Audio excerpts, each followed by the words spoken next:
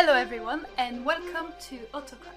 This is bonus episode 12, Orpheus and Eurydice. I will let Vince start us on, so please Vince. Yeah, so Orpheus was the son of the muse Calliope. He was in turn the daughter of Zeus by Mnemosyne. Yeah, whatever These that are name is. fun names to say. Mnemosyne. I think Mnemosyne. Yeah, Mnemosyne. Why not? Well, the personification of memory, anyway. Yeah, should we just call her Memory? Yeah, let's call whoever that is Memory. I'm not sure she'll ever be mentioned again, but her name is Memory now. So, Orpheus's father is, of course, classically unclear. So it could be Apollo, or it could be a Thracian king. And he had a brother called Linus, according to Apollodorus. So, yeah, that's the family tree. It's not confusing at all. Not at all. So his parentage is obviously disputed. Yeah. Yeah, we're not gonna get into that. Yeah, that's the family tree is always fun to imagine. I tried drawing it once. It didn't turn out well. Ah. So yeah. So he has parents, presumably. He has a brother who likes a blanket, presumably. And he's also dead. Oh yeah, Heracles killed him. Remember that, Vince? Yep. Heracles has done a lot of stuff. He has. Do you remember when we mentioned it when we did our episode on Heracles? Of course. Linus was his tutor in an instrument. Lyre. Exactly, thank you, The Vince. lyre. Playing. Oh yeah, in lyre playing. Who lived in Thebes, yeah. Yeah, he was killed by the young hero after hitting him, which he shouldn't have done, but, you know. And in good Heracles fashion, he became enraged and murdered him. Yeah. Yeah, Heracles is, he had some issues, I think. He had a lot of issues. It was cool, but also needed therapy. Yeah, so Linus had a brother called Orpheus. We got a bit off track there. Yeah, he had a brother called Orpheus, who is actually the person we're talking about. Unless we just rebrand and make this the Linus episode. And we have no idea if he's older or younger. A bit like we don't know if your little sister is younger or older than you. Oh, she acts like she's older than me. She's far more responsible than I am. Yeah, so we have met Orpheus before. He was one of the Argonauts who travelled with Jason to go and get the Golden Fleece. It's all connected. Because in some versions, Heracles was also on the Argo, though he gets dumped very quickly. Probably because he murdered the brother of another crew member. Yeah, so one of his actions in the Argonautica is to sing a hymn about a young Apollo. His most prominent action comes in Book 4, where he plays his lyre to drown out the singing of the sirens. Now the sirens are half bird and half woman, and their aim is to lure travellers in with their song and keep them there. I feel like most times sirens show up in media, they're always half fish. Yeah, it's weird. Why? It makes sense they live by water and they do get associated with mermaids a lot.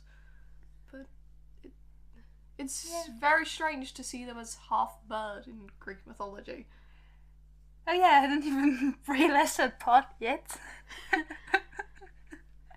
It's like those feel like two very different depictions, but they still keep the singing part. Why not? And people just get stuck there and waste away just listening to songs. Is siren just an umbrella term for any good singer? Maybe. Should we call your little sister a siren then, Vince? Yeah, she's a great singer. She is a great singer. Shame she's not there to hear that. Yeah. So, yeah, many who got stuck wasted away. So, yeah, Orpheus saved everyone. He is the hero of the Argonautica. Yes. Yeah, so the Sirens are daughters of another muse, so Orpheus' cousins. Why not? We need to know who his cousins are. Is there anyone in Greek mythology who isn't related to anyone else? No. Because I feel like all the authors just kind of went, hey, they're family too. I mean, you can tell from the Argonautica that music is kind of Orpheus' thing. In fact, Apollodorus tells us that his songs could move trees and rocks. He's like ancient Greek Michael Jackson. Oh, Elvis Presley. Now, the most famous story about Orpheus comes from Ovid's Metamorphoses. Orpheus was getting married to a lady called Eurydice, or Eurydice, or whatever her name is. We'll call her E. However, as she was walking through a field, a snake bit her on the ankle and she died. I'm gonna assume it was a poisonous snake, because... Yeah. Otherwise it's just a bit pathetic, isn't it? It is. Now, Orpheus was distraught. However, he made a resolution. He was going to go to the underworld and get her back. Couple goals right there. He went through the gates of Tartara. Oh no, not Taenarus, which we've probably mentioned before, and across the river Styx. You should know we've mentioned it before, Vince.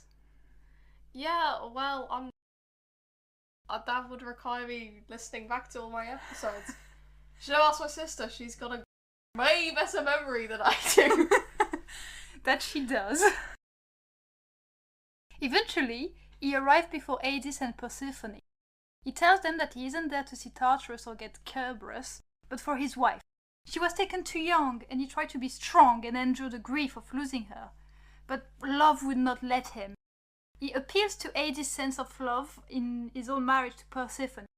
He sings to them, singing his real theme. Like, he sings this. All that I've just said, he sings it. Yeah. And he asks Eurydice to be allowed to come back and live out her lifespan. Should we sing it as well?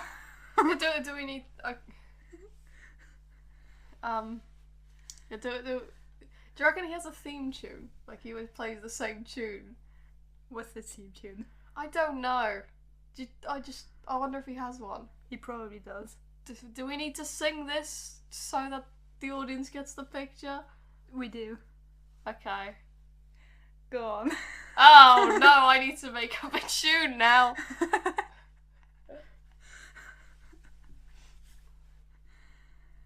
God, we need to duet it. Well, we're singing that.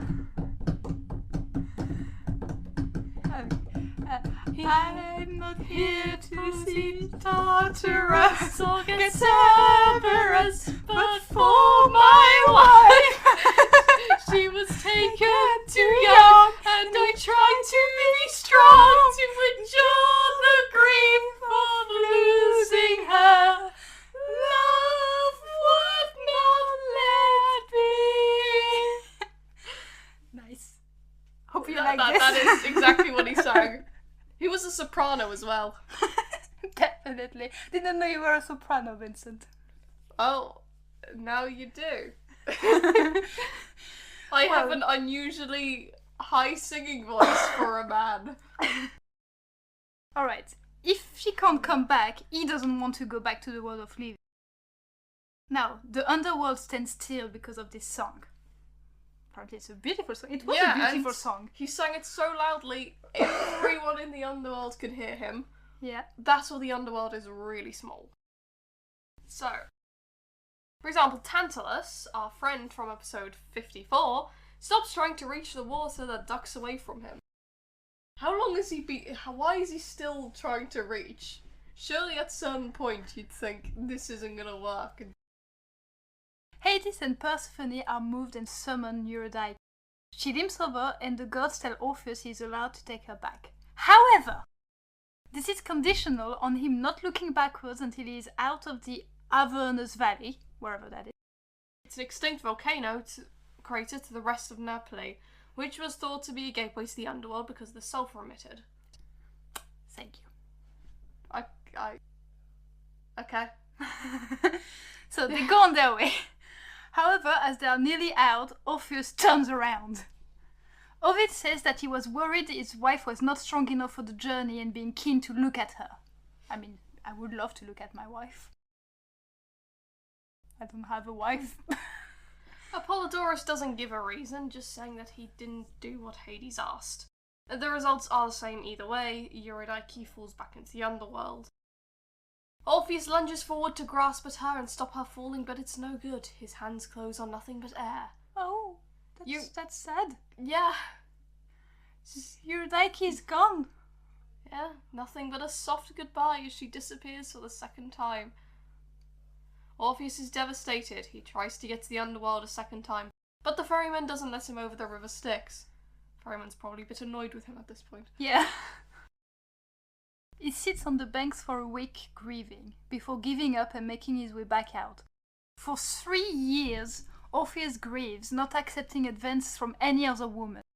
He does carry on with younger boys, because, why not? Hopefully not too much younger. It's mythology, what do you think?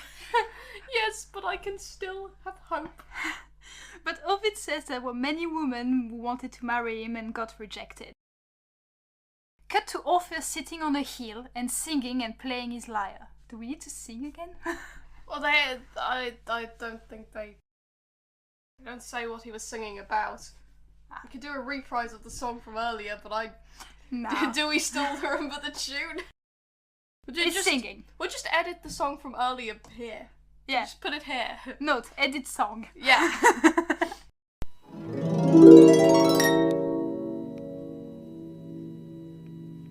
No.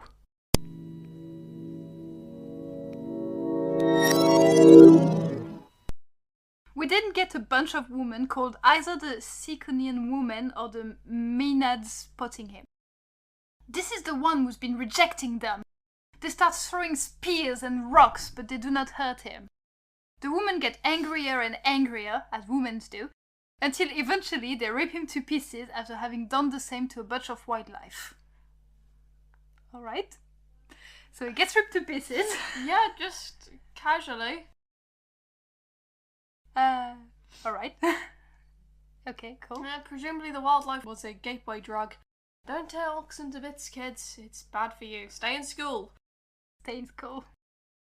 As punishment for doing this to Orpheus, the god Dionysus turns the woman into oak trees. Anyway, his limbs end up in various places, but the river gets his lyre and his head. Alright. Even as they floated downriver, the lyre played and the tongue whispered a lament. Eventually they float into the sea and end up on the island of Lesbos. A snake attacks the head on the shoreline, but Apollo intervenes and petrifies the snake. Is he Medusa now? Yeah, I guess. The question is more, why, if Apollo is so upset about the head getting damaged, why doesn't he just remove the head from where it can get damaged? Now, you might think this is a horrible story, and it is. Well, we get a bittersweet ending, because the ghost of Orpheus makes its way to the underworld. He recognises everything from the last time he was there, however he has only one goal. He wanders into the underworld searching. Finally he sees her, Eurydice. He takes her in his arms. For all eternity they wander the underworld together, and sometimes they are side by side. Sometimes he goes ahead and Eurydice lags behind. When she does, Orpheus looks back at her. He can do this as often as he likes. Romance! Romance! Woo! Woo! Well, hope you liked the musical episode. Yeah! And have a great time, everyone. Yeah. And see you next time with Cassie and Vince. Yeah. Goodbye, everyone.